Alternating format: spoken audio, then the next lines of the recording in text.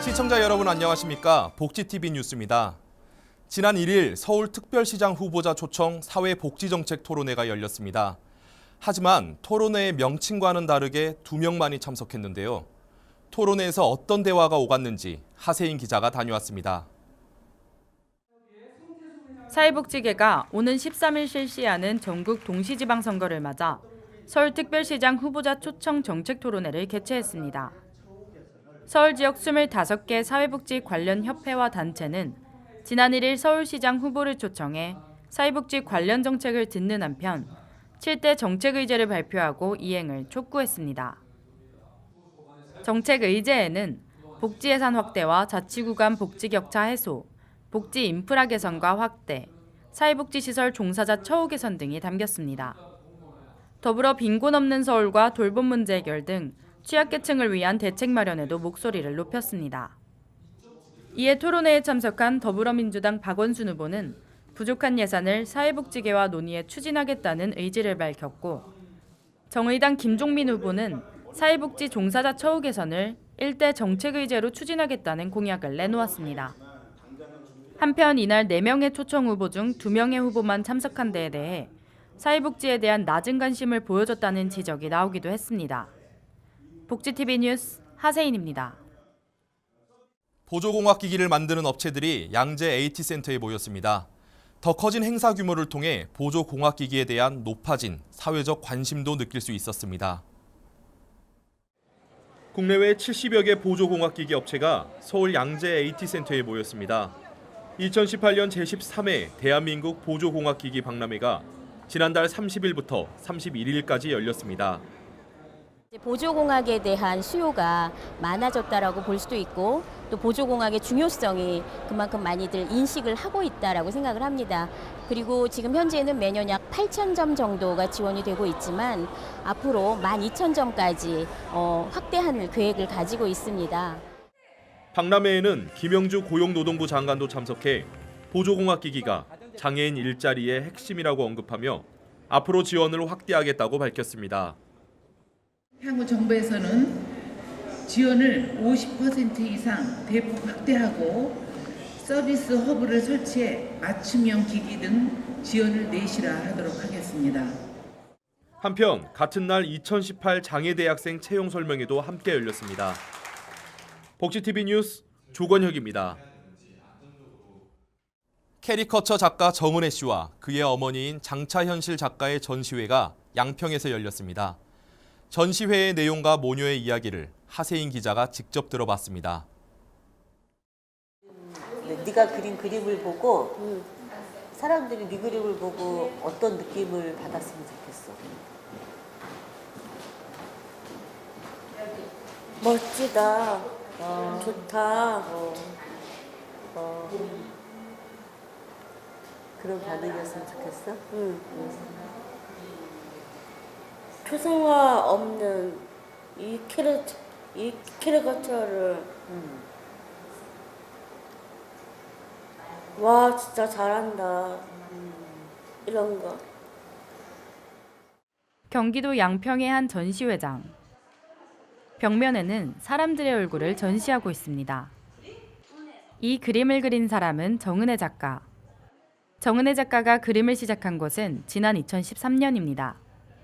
개성 있는 표정을 그리며 1000명의 얼굴로 이름을 알린 정은혜 작가는 경기도 문호리에 위치한 플리마켓에서 캐리커처 작가로 활동하며 2000여 명의 얼굴과 마주했습니다.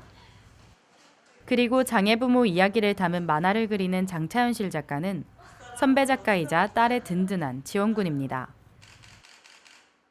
정은혜 작가는요, 정말 뚝심 있고 정말 사람을 좋아하고 노력하는 것 같지 않고 정말 좋아서 하는 것 같아요. 마켓에서 그림 그리고 힘들면 집에 와서 잘 것 같은데 또 그림 그리더라고요. 이번 전시에는 정은혜 작가 외에도 같은 화실에서 작업을 함께한 윤다냐 작가도 함께했습니다.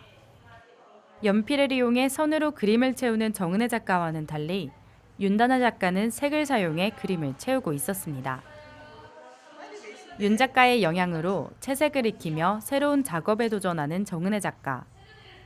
그는 예술 작업을 통해 행복을 찾아가고 있습니다. 복지TV 뉴스 하세인입니다. 예술을 바탕으로 장애를 향한 편견의 벽을 허무는 다원예술축제 페스티벌 나다가 지난달 31일 열렸습니다. 3일에 걸쳐 열린 행사를 손자희 아나운서가 다녀왔습니다. 조그만 빛도 허용되지 않는 암전 공연. 청각이라는 하나의 감각으로만 즐기는 색다른 공연이 열렸습니다. 올해 7회를 맞은 페스티벌 나다가 지난달 31일부터 3일간 KTNG 상상마당에서 개최됐습니다. 네, 저희 페스티벌 나다는 2012년도에 청각장애인도 라이브 공연을 즐길 수 있을까? 라이브 공연장에 갈 수 있을까? 이런 엉뚱한 발상에서 시작이 됐습니다. 그래서 저희 나다 페스티벌 이름 자체가 소중한 나가 모여 더 소중한 다가 된다라는 페스티벌이기 때문에 함께 할 수 있는 따뜻한 사회를 만들 수 있는 여러 가지 다양한 시도를 하고 있어요. 국내 최초로 공연 예술의 유니버셜 디자인을 선보인 페스티벌 나다는 연주 소리를 대형 LED 스크린의 이미지로 시각화하고 춤추는 수어 통역과 진동 스피커 등을 통해 청각장애인과 비장애인이 함께 즐기는 장을 마련했습니다. VR 안경을 통한 시각장애 체험과 네트워킹 포럼 등으로 다양하게 구성돼 다름을 존중하고 화합하는 계기가 됐습니다. 그래서 저희가 추구하는 방향은 놀이를 통해서 그리고 어떤 네트워크를 통해서 자주 보면서 장애에 대해서 편견을 갖지 말고 그냥 그 형태에 대한 또 다른 아름다움을 서로 느낄 수 있는 공간을 만들고자 노력을 하고 있습니다. 공연 그 이상의 감동을 선사한 페스티벌 나다의 입장료 수익금 전액은 지난해에 이어 올해도 지역 소외계층에게 전달될 예정입니다. 복지TV 뉴스 손자희입니다. 주거 취약계층을 위한 사업인 서울시 임대주택 공급 사업이 높은 보증금과 제한된 정책 등으로 현실성 없는 사업이란 목소리가 나왔습니다. 지난달 31일 기자회견을 진행한 홈리스 추모제 주거팀은 사회복지기금을 활용해 현재 100만 원인 임대보증금을 50만 원으로 현실화하는 방안을 서울시에 요구했습니다. 더불어 적절한 수요 조사를 기반으로 충분한 물량을 확보해 주거 취약계층의 주거권을 실현시켜야 한다고 촉구하고 있습니다. 충청남도에서는 경제적인 이유로 결혼식을 올리지 못한 장애인 부부를 위해 합동 결혼식이 열렸습니다. 김명진 기자가 다녀왔습니다. 올해로 19회를 맞는 충청남도 장애인 합동 결혼식이 지난 30일 공주시 백제체육관에서 열렸습니다. 이번 합동 결혼식은 충청남도에 거주하는 장애인 가족들 중에서 국민 기초수급자를 선정해 총 31쌍의 합동 결혼식이 진행됐습니다. 여자들의 한평생이 꿈인 면사포마저 세워주지 못하고 한 맺힌 삶을 사는 장애인 가족들을 보면서 19년 전에 처음으로 장애인 합동 결혼식을 시작을 해서 내년에는 벌써 20회가 됩니다.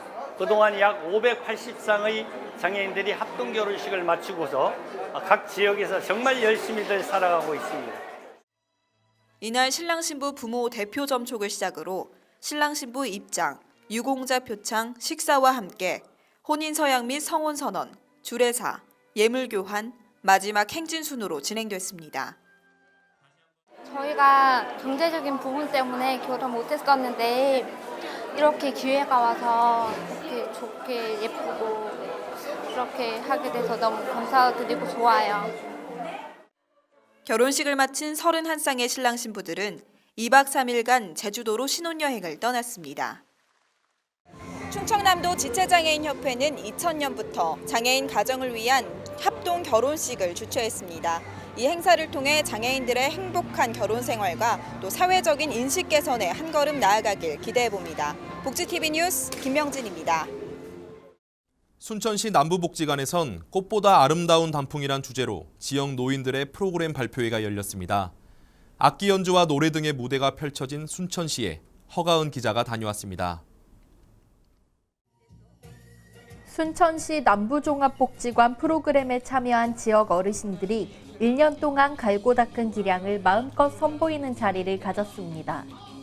올해로 개관 5주년을 맞은 남부종합복지관은 2,300여 명이 넘는 회원들을 위한 46개 반의 프로그램을 진행하며 노년층 복지에 크게 기여하고 있습니다. 꽃보다 아름다운 단풍이라는 주제로 열린 발표회는 어르신들의 성취감과 자긍심을 높이는 계기가 됐습니다. 1층에서는 서예, 캘리그라피 등 어르신들이 복지관에서 배우고 익혀 손수 제작한 작품을 5일간 전시하고 대강당에서 열린 발표회에서는 춤, 노래, 악기 연주 등 끼와 재능을 발휘하는 무대가 펼쳐졌습니다. 발표회가 끝난 후에는 복지관에서 직접 준비한 식사를 하며 서로 간의 정을 나누는 소통의 시간을 가졌습니다. 고령화 사회에 진입한 시점에 각 지자체가 노인들을 위한 프로그램 활성화로 보다 활기찬 노인 복지가 필요한 때입니다. 복지TV 뉴스 허가은입니다. 고흥군에선 조선시대 최일양 장군을 기념하기 위한 행사가 진행됐습니다. 오보라 기자가 전합니다. 임진왜란 때 활약한 최일양 장군의 생애와 업적을 돌아보기 위해 임난 첩보 서목 특별전을 고흥 분청문화박물관에서 개최했습니다. 지금의 고흥인 흥양현에서 있었던 전쟁의 승리 기록인 임난 첩보 서목은 정유재란 때 흥양현감 최일양 장군이 남긴 전과 보고서로 장군의 삶과 공적이 담겨 있어 전시장 곳곳을 깊은 여운으로 가득 메웠습니다. 최일양 장군은 1597년 흥양현감에 임명돼 임진왜란 시 명량해전에도 참전해 공을 세웠으며 이듬해 1598년 3월부터 7월까지는 현재의 고흥인 흥양 첨산 등 육상에서도 일본군을 격파하는 큰 공을 세웠습니다.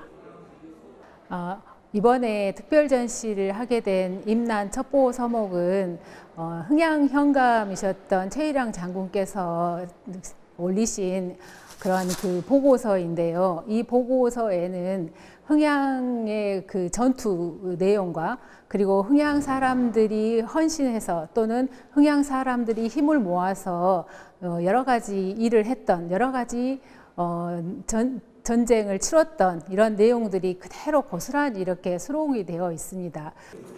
어려운 여건 속에서도 전함을 건조하고 군수물자를 공급해 조선 수군의 전력 증강에도 크게 기여한 최 장군의 임난 첩보 서목은 현재 보물 제660호로 지정돼 있으며 유물 보호를 위해 전시 기간 중 일주일만 특별 전시될 예정입니다.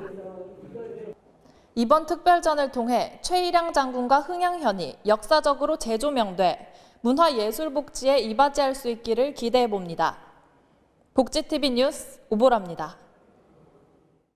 소외계층의 이동과 사회 참여를 위해 지역 사회복지시설에 기업의 따뜻한 손길이 전달됐습니다. 포스코 광양제철소가 전남 사회복지 공동모금회에 기탁한 기금으로 마련된 8,800만 원 상당의 승합차 3대는 진상노인 요양 공동생활가정, 중마지역 아동센터, 광산 특수어린이집 등 사회복지시설 3곳에 지원됐습니다. 한편 해당 기업은 지난 2006년부터 지역 사회복지시설에 45대의 차량을 지원해오고 있습니다. 대전의 한 놀이공원에서는 여름을 알리는 장미꽃 축제가 한창입니다.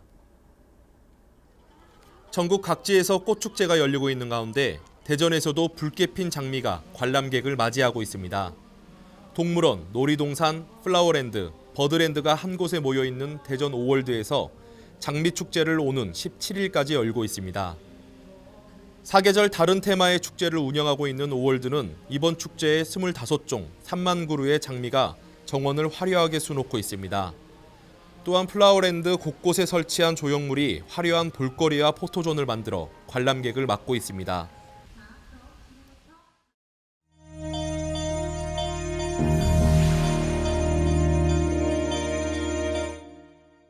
계속해서 간추린 소식 전해드립니다.